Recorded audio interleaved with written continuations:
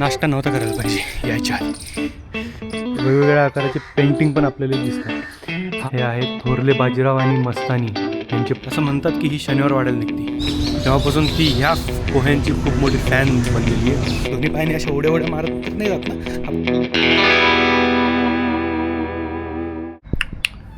तुम्हाला माहिती, पुण्यामध्ये एक अशी जागा आहे जिथं एक इतिहास आहे, जिथं अध्यात्म आहे, जिथं फिटनेस आहे आणि जिथून पुण्याचं संपूर्ण विहंगमय असा नजारा आपल्याला बघायला मिळतो.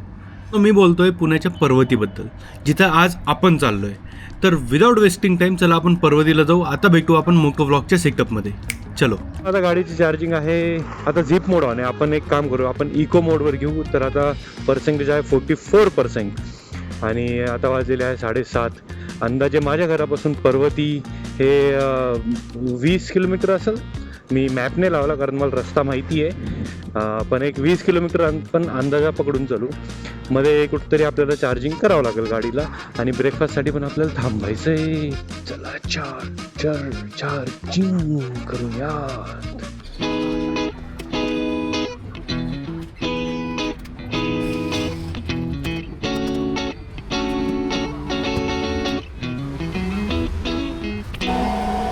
ओके, तर आता चार्जिंग चालू झाली आहे. झीप मोड आहे ॲक्च्युली हा. 32% आहे आणि झीप मोडवर मॅक्स 1 जाऊ शकते गाडी. आपण एक काम करू, याला होऊ देऊ चार्ज. एक 15-20 मिनटं, अर्धा तास होऊ देऊ चार्ज. आणि तोपर्यंत आपण नाश्ता करू देऊ. जो इथं फेमस नाश्ता आहे, पोहे आहेत, ते करून घेऊ आपण आधी. तसं इथं एका ठिकाणी मला 2 ठिकाणी ॲक्च्युली कॅमेरे आहेत, तर मग गाडी थोडी सेफ राहील असं वाटतं आहे. ठीक आहे. इथं समोर इथं दुकान पण आहे, बन मस्का वगैरे, चहा. पण आपण चहा घेत नाही म्हणून आपण पोह्यांवर बेत मारणार आहेत आज. चला.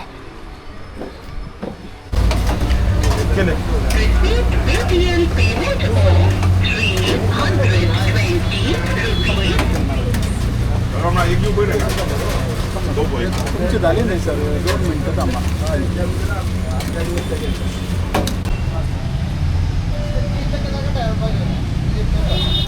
एकदा मी माझ्या वाईफला, रुपालीला घेऊन इकडं आलो होतो आणि तिला हे पोहे खाऊ घातले होते.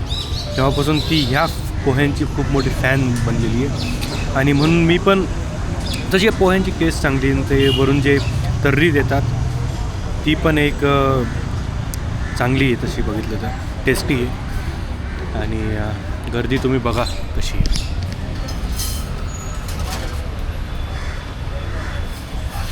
भरपूर गर्दी, वेटिंग, लोक बरेच पार्सल नेतात. तर तुम्हाला पण इथले पोहे टेस्ट करायचे असतील तर शनिवारवाड्याच्या एक्झॅक्ट अपोजिट, हा शनिवारवाडा आहे आणि इथं पोहे एक्झॅक्ट अपोजिटमध्ये हे एक शॉप आहे पोह्यांचं. इथं खरंच खूप चांगले आणि चविष्ट पोहे मिळतात. 73% झाली चार्जिंग आणि 56ची रेंज दाखवायला लागेल झिप मोडमध्ये. तर आता आपण इथंच हे बंद करू.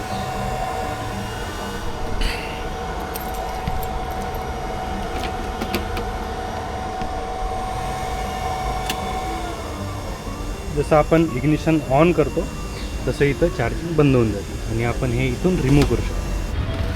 तर आता मी पोहोचलेलो आहे पर्वतीच्या पायथ्याशी आणि आता इथून मी चढायला सुरुवात करणार आहे. आता वाजले आहेत ऑलमोस्ट 8:44.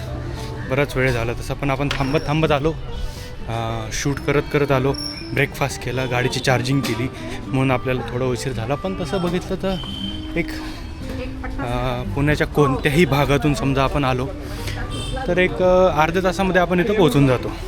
पर्वतीची उंची साधारणतः समुद्र सपाटीपासून 2100 फूट अंतरावर म्हणजे उंचीवर आहे आणि 103 पायऱ्या आहेत ज्या आपल्याला चढून वर जावं लागतं. आणि जर तुम्ही या पायऱ्या बघितल्या तर या लांब पायऱ्या आहेत, रुंद पायऱ्या आहेत आणि उंची कमी आहे. म्हणजे कदाचित त्या काळामध्ये हत्तींना जाण्यासाठी अशा पायऱ्या, हत्तींना वर जाण्यासाठी अशा पायऱ्या केल्या असतील. पण हे असं कंटिन्यू असं इन्क्लाइन आहे, म्हणून थोडा दम तर लागतोच.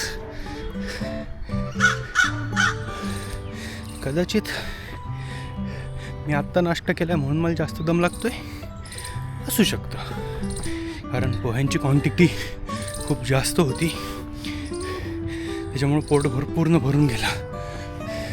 मी ना, मला तरी वाटतं की मी नाश्ता नव्हता करायला पाहिजे यायच्या आधी, मग मला चढता आलं असतं. पण हे बघा, हे आलं आहे आता. आपण पर्वतीच्या जवळजवळ पोहोचलो आहे, पर्वतीच्या टेकडाच्या जवळजवळ, शिखराच्या जवळजवळ पोहोचलो आहे.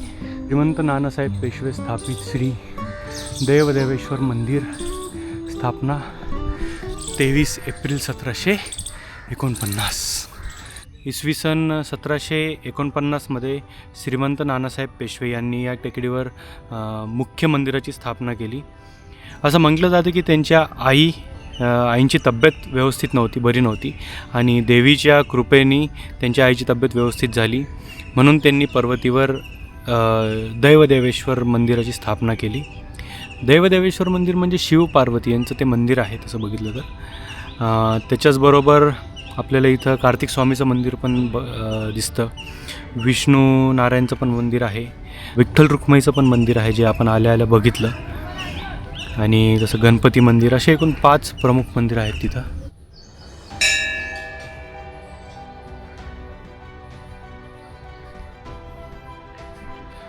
विष्णुनारायण मंदिराची स्थापना अंदाजे 1758मध्ये झालेली आहे, आणि हे पेशवेकालीनच मंदिर आहे हे पण, म्हणून तुम्हाला जे बांधकाम इथं दिसतं हे असं पुरातन बांधकाम आहे. दगड आणि चुना भरून केलेलं हे बांधकाम दिसतं इथं.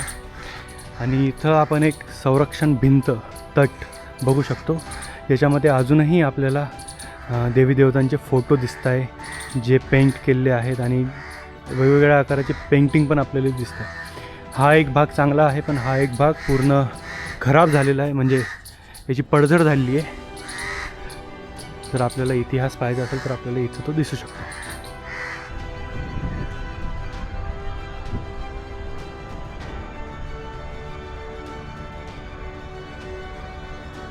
जसं आपण इथं एंटर करू तसं आपल्याला पेशव्यांचे वंशज, त्यांची माहिती आपल्याला कळते, आणि वेगवेगळ्या काळामध्ये कोणी कोणी राज्य केलं हे आपल्याला इथं समजतं.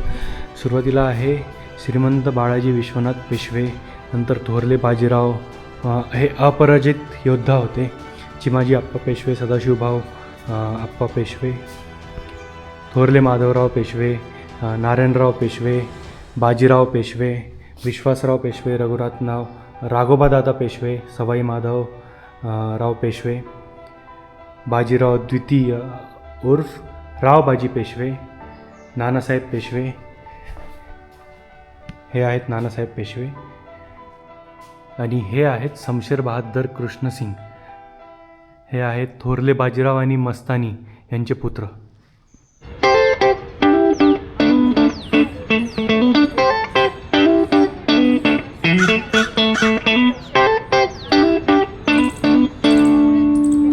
या पॉईंटवरून आपल्याला ऑलमोस्ट 70% पुणे दिसतं.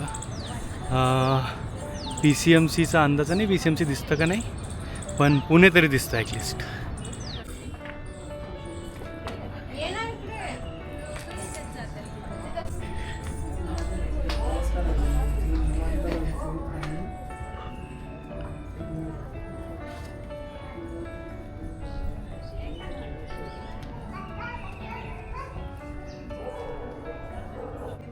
जसं आपण कमानीतून आतमध्ये एंटर करतो, एंट्री केल्या गेल्या आपल्याला नंदी महाराज दिसतात.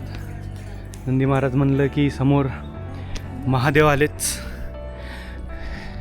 आणि देवदेवेश्वर मंदिर म्हणजे शिव पार्वतीचं मंदिर आहे. तुम्ही बघता ही एक भुयार आहे, आणि ही असं म्हणतात की ही शनिवार वाड्याला निघते. हे बघा, इथं लोकांनी पैसे टाकलेले आहेत तसे, पण असं म्हणतात की ही शनिवार वाड्यापर्यंत कंटिन्यू भुयार आहे. आता मी चाललो आहे खाली, आणि मला काय वाटतं ना, माझं असं मत आहे की चढताना, म्हणजे डोंगरावर चढताना आपल्याला एक वेळेस सोपं जाईल, पण खाली उतरताना फार अवघड जातं, कारण हा जो स्लोप तुम्ही बघताय हा पूर्ण असा स्लोप आहे आणि ह्या स्लोपमध्ये एक तर आपलं वजन एकदम भरभक्कम आणि उतरताना आपला पाय लचकण्याचे चान्सेस असतात, कारण आपण सगळं वजन आपल्या एकाच पायावर देतो. आपण दोन्ही पायाने अशा उड्या मारत तर नाही जात ना, आपण एकाच पायाने खाली उतरतो आणि त्याच्यावर आपलं पूर्ण वजन पडतं. समजा तो पाय आपला सटकला तर बादा डायरेक्ट गाडीजवळ आपण तिथं आहेच, आपली गाडी तिथं पार्क केली, तिथं गाडीजवळ आपण जाऊ बदकन, कारण सगळा असा स्लोपच आहे. एकदा समजा कोणी लोटांगड्या खायला लागलं की ते थांबणारच नाही 100%. गाडी आत्ता आपण जी चार्ज केली होती त्याला मला ॲप्रॉक्सिमेटली 30 रुपये लागलेत. 30 रुपयाचं चार्ज, आय मीन आपण कितीला चार्ज स्टार्टिंग केली होती? 30ला मे बी, आठवत नाही मला आता. आणि बंद केली आपण ती 73ला. तर अशी टोटल आपल्याला 30 रुपये लागले. 30 मिनटं आपण चार्ज केल्यामुळं सफिशियंट, फार सफिशियंट. ओके, हा ब्लॉग तुम्हाला कसा वाटला खाली कमेंट सेक्शनमध्ये सांगा. आणि असे जर जवळपासचे काही पॉईंट्स कवर करायचे असतील तर मला कमेंटमध्ये सांगा की नेक्स्ट पॉईंट मी कोणता कवर करू, तो मी कवर करतो. ओके, EVवर आपण ट्राय करू की मोस्ट ऑफ द जे पॉईंट्स आपण कवर करणार, जे स्पॉट्स आपण कवर करणार आहेत ते EVवरच करणार आहे. तर भेटू पुढच्या ब्लॉगमध्ये. Bye bye.